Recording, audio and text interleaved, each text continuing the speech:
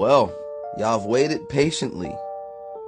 So yes, as requested, here's part 3. The story of Taro Kagami, the Kira, whose victims resurrected. In part 2, if y'all haven't watched it, I'll have them linked down. We found out that Ryuk dropped another death note in the human world.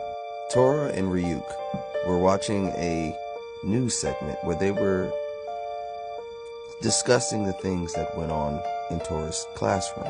But once this news segment started giving out clues and basically breaking down on who the culprit may be, one of the people on the segment had a heart attack. The only reason why the guy with all black on, with the shades, why he didn't have a heart attack is because he used a pen name. He's an author. And then Taro started breaking it down. The person who's doing all this has to be someone who is in his class that was also getting bullied. Even though he was the one getting bullied, he felt that this person was covering up for themselves. And then Taro figured out. As soon as he did, he started to run towards the person's house. Found out it was this kid, Mira.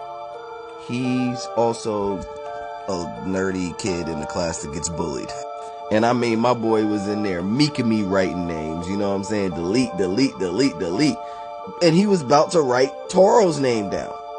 And the boy was trying to tell Taro, like, no, don't stop me. After I write your name, I'm going to write my name. And, you know, we all can just be gone. But Taro lets him know that there's another way out, that he can save everyone. So Taro explains the eraser to him.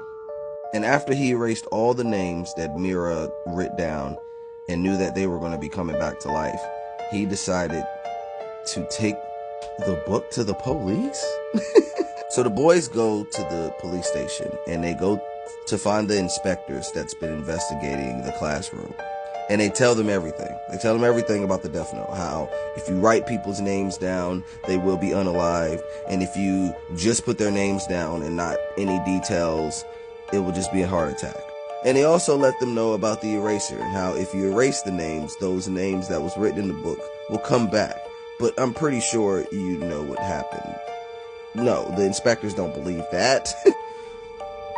Taro even tells them how he thought that it was a journal and he was just writing in his journal and he just couldn't believe what was happening with the deaths.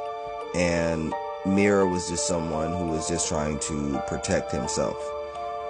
And so they decided to prove everything that they've been saying to the inspector. And the inspector, the head one right there, even said that if they're able to prove it, that he will take full responsibility and not charge them for any crime. So then Taro tells Mira to write his name in the notebook, and as soon as he passes away, to erase his name. And they do, and Taro passes away. And as soon as the young inspector confirmed that Taro was dead, they used the eraser and Taro came right back. That panel is very sus. I don't know why he drew that like that. So after being proved that the death note is real and the powers that it's capable of, the head inspector decides to hide this from the world, burns that notebook, and never speak of this again. So then we see that the boys are let go and that everything's forgiven and they can go back to their normal life. But if you see right below me, Taro can still talk to Ryuk. So I guess we can confirm that there was only one death note that was burned in that fire that was in the police station that has a fireplace for some reason. But let's just move on. 7 years later, we see that there is a premiere of a Death Note movie. Everyone is Death Note crazy and they're just wondering if it's real or not. To the point where they're having magazines have surveys if you would be a Death Note user or not. Would you take that survey? Let me know in the comments. Also, put your answers in the comments so let's see if you are a real Death Note user. And then we see an older Taro, still with Ryuk, confirming that everything is just rumors. People don't really believe in a Death Note. But this right here, this conversation right here, confirms that there's still one out there. So, and now we see a 20-year-old Taro having a conversation with Ryuk about, yeah, the Death Note rumors are just rumors, and that nobody really believes that they exist. Well, that's the end when it comes to Taro Kagami's story. If y'all like this, please hit that follow button. Like this, share this to a Death Note fan. And if you want more Death Note stories from me, because I think it's one more outside of Kira's and Taro's, you let me know in the comments.